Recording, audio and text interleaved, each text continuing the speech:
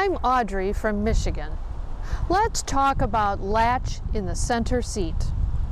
Although some vehicles have a third latch system for the center rear seat, most vehicles don't have lower anchors for the center. In this situation, some vehicle manufacturers allow using the inner lower anchors from the outboard latch systems to install a car seat. This is called borrowing the lower anchors.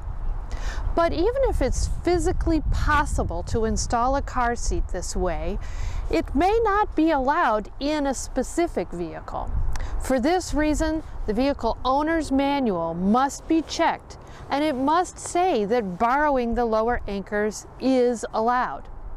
Also, not all car seat manufacturers allow an installation using borrowed lower anchors. You must check the car seat instruction manual to determine if it is allowed.